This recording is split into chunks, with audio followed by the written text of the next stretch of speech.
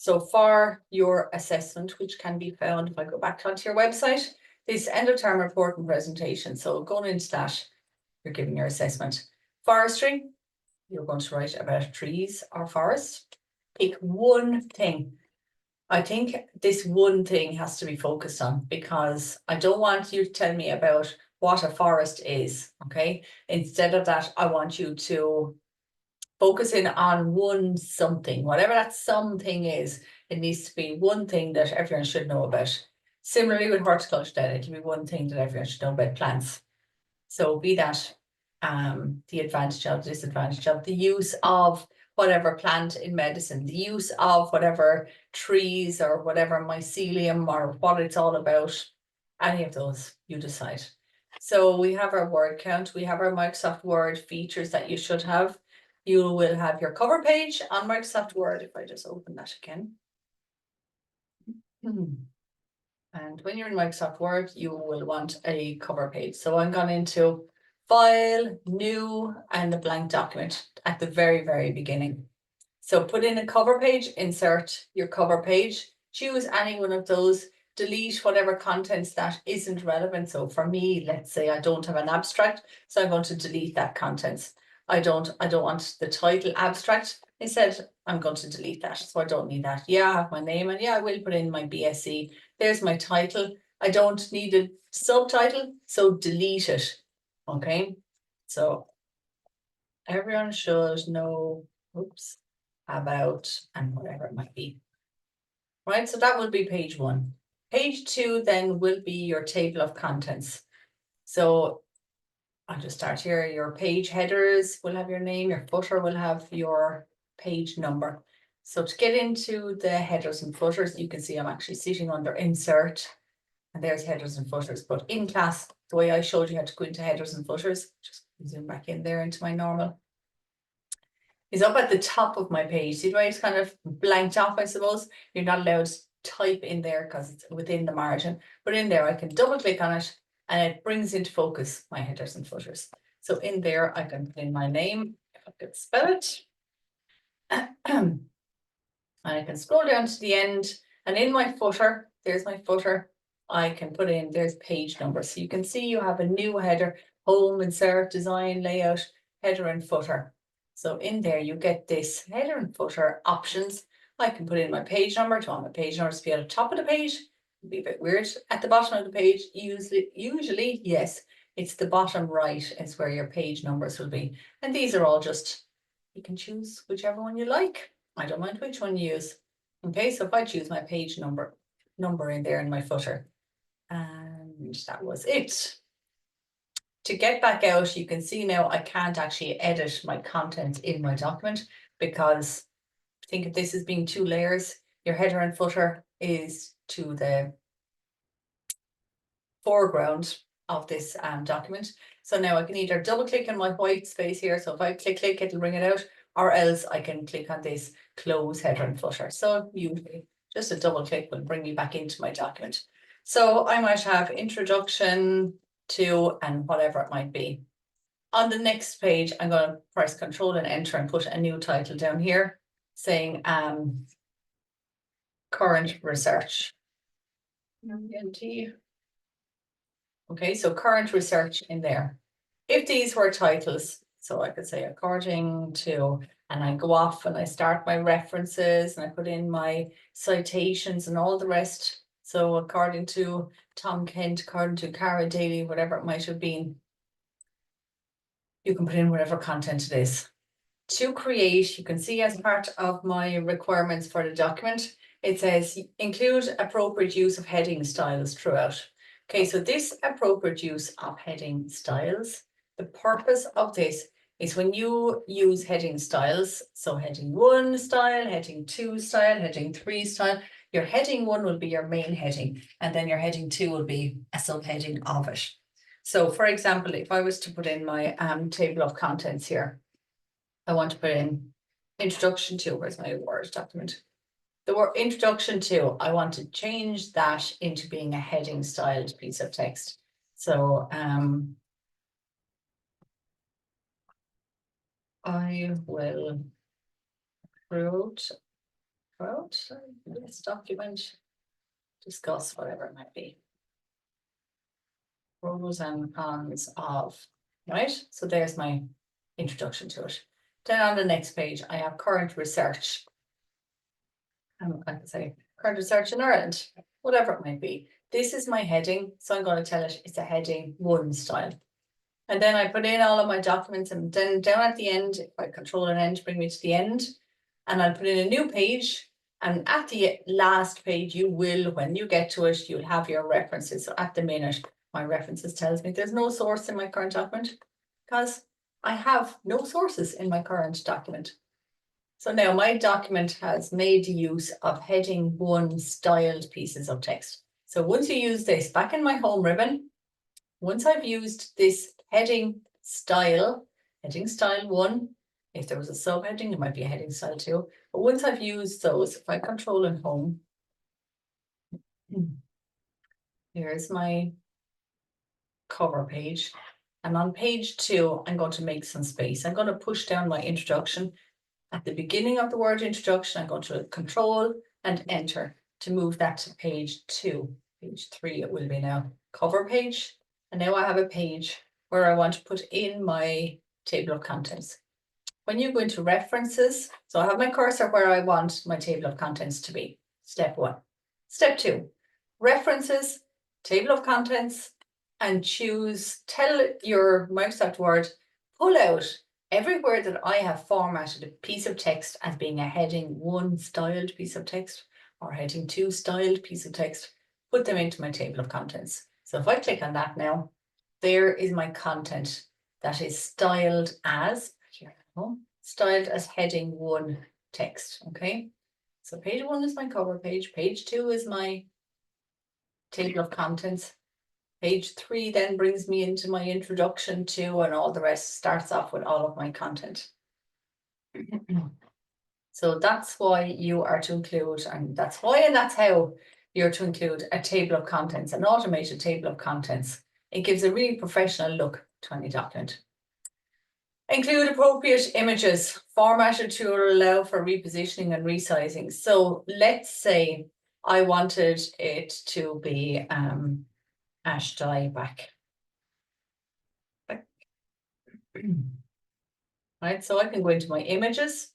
And the last day I said what you should do really in there is to go into usage rights and choose a Creative Commons license.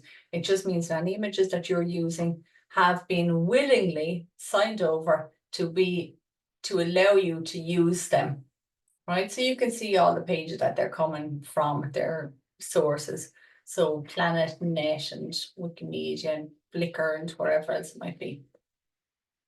So if I choose any of those, roadside ash tree, yeah, this is perfectly exactly what I'm looking for, right? So this is the screen I want to get. You use your print screen or your snipping sketch button, okay? So when you do that, when you open up your snip and sketch, which you can just show you how to get into that, you open up your little window here, and I can start typing in SNIP. There's for me, it's snipping tool. On some of yours, it might be snip and sketch. It's the exact same thing. So once you open it, your screen will get grayed out and it'll allow you to take a screenshot of the image. So I'm going to take a screenshot of this image. I want to use this image in my document. So whatever it might be, if I go down to my current research, okay? And in here, I want to paste my image. Control V to paste. Once you take a screenshot, it's automatically copied. So then you just want to paste it. Too big, I want it to be a bit smaller. I want to be able to move it to the left-hand side, the right-hand side. If yours is going a bit arseways, go into this layout options beside it. If it's in line with text, it can be difficult to maneuver alongside the text. So make sure your text wrapping is turned on. Make sure that this is with text wrapping. Smaller. Okay, and now I'm going to give you a little recap on how to use captions. Because when we use captions, we can reference. I'm just going to do this one last final example now before we go on to the class. When you insert captions, you want to also say where your image came from. So under references, over here, you've got inserting a caption. It means you're allowing to label your picture or object. I have my picture or object selected. I'm going to click on insert caption and I'm going to say sample tree. Okay, that's the name of it. There's, do you want it to be called a figure or an equation or whatever? So figure is grand. Do you want it to be below? Yeah, I do. Click on OK and it comes in below it. But it's not my image. It belongs to somebody else. So I need to reference it. To reference it, remember your 4 steps. Step 1, make sure your style is as Harvard. That's the only one that we use in SUTO. So step 1 is Harvard. Once you do that once, it'll never revert back in for that particular document. And now this is a new source. I never used this source before, which is here, if I click into it. So I've never used this image before. There's Edinburgh, Scotland. Okay, roadside ash, copyright, there it gives me my details. License for reuse under Creative Commons. So it's saying, look, I've taken this image. It's my image. Feel free to use it once you credit me in it. Okay. So back in my Microsoft Word, I want to tell the readers where to find this image. Insert, citation, click on add new source. And on this side, this particular image comes from a website. So the type of source website, is it an author or a corporate author? I'll have to go back in, and it was MJ Richardson, a person. So it was an author. So in there, I'm going to edit because I don't know, is Richardson come first or last? D-S-O-N, and the first name was MJ. Add, okay. So there, don't you worry about the formatting. Click on edit and you just fill in the blanks. So fill in all the details of each of these fields in your create source window. Name of the web page is this big title, roadside ash tree with dieback copyright. So I'm going to put in here roadside ash tree with dieback, copy and paste. When was it taken? To tell us, taken 4 years ago. So there's your 2020. So it was taken in 2020. The year that I accessed it is 2024. The month is October. You'll see as well, Dublin 10. Put in the name of it. Okay, the reason for that is if you put in and the 3rd of the 1st of 2024, is that the 3rd of January or is it the 1st of March? So the 3rd of the 1st, is it the day and month or is the month and the day? So that's why it's recommended you put in the name of the month. The day then is the 8th, and there's the URL, is that full address up here. So you will select your URL, copy and paste that. When I say okay, it should come up saying Richardson 2020. So I can see if I read this document, I can say according to Richardson 2020, there's my insert citation. According to Richardson 2020, ash dieback has been visible, whatever I use after saying since whatever. Okay, and that just means that I'm after taking this image and a reader knows it's taken from 2020. Quick snapshot of how to use captions and how to reference images. It's the exact same thing you do at referencing, whether it's an image, a graph, a chart, Netflix documentary, Amazon Prime documentary, newspaper article, journal article, any of those. You're doing the exact same thing, references, insert citation, tell it it's a new source, and which new source, where is it coming from? So now if I go back up, I might decide, there's my table of contents there. Under my table of contents, I'm going to put my cursor at the beginning and say, well, now that I've used captions, I can see my insert table of figures is not grayed out anymore. I'm allowed to insert a table of figures because I've used a caption. So in the same way that you can use a table of contents because you've used heading styles, you can insert a table of figures because you've used captions. So insert your table of figures and generates your default values. Click OK, and there we go. Figure 1, control and click will jump me down to it. So that is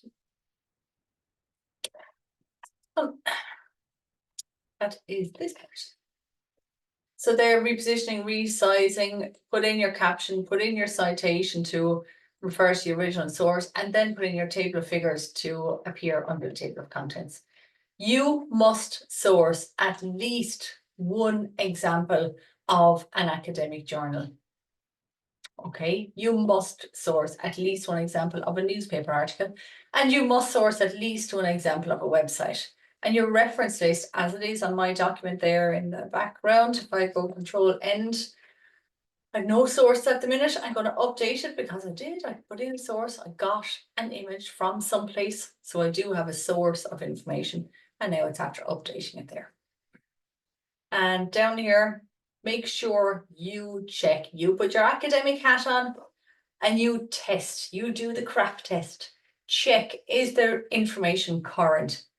Too many years back, is that relevant anymore? Has it changed since then? So what year is it? Is it relevant? Think about the information that you want to get. And is this website suitable for that? Is it authoritative? Or is it coming from just some dodgy website? Can you trust the source of information? If you know, let's say the likes of Ash Dieback, I know what it looks like. So that image looks fine to me. Academically, I've made a decision and I've decided that image looks reputable. It looks like Ash Dieback. So I'm going to use it. You do the same thing with everything, whether it's from websites, journal articles, newspaper, whatever it might be. You decide, is it current? Is it relevant? Is it coming from a reputable source? Is it, in other words, is it authoritative? Is it accurate? Accurate. Accurate isn't even a word. Is it accurate? Do you know who the author is?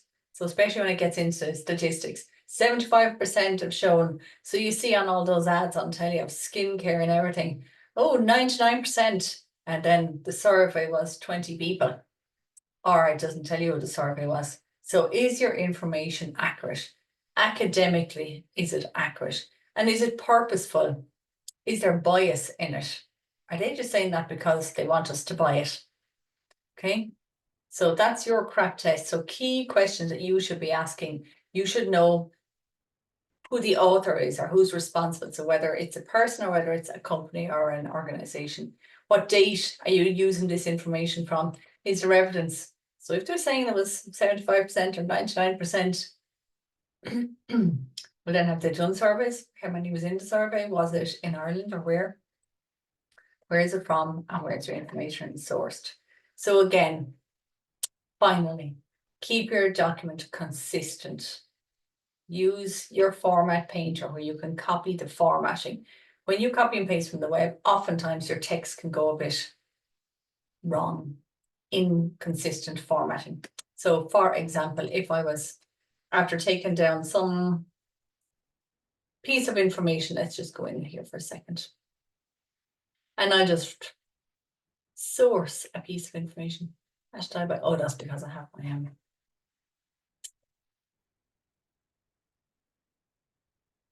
Oh, get back.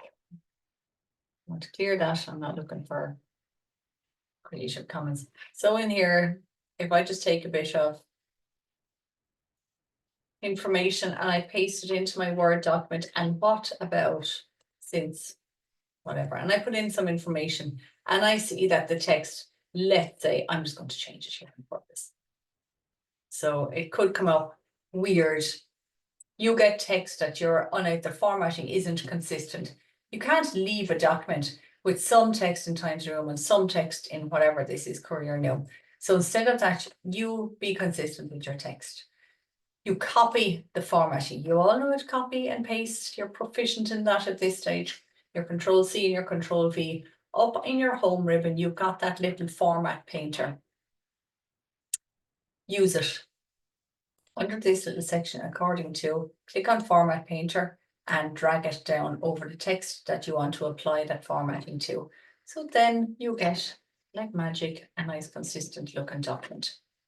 All right, and that brings us to the end of that. There is how to write your essays then. The burger model. You need a beginning, you need a middle, you need an end. For the moment, I'm going to get you to choose topics. I will get you to upload your topics onto Moodle.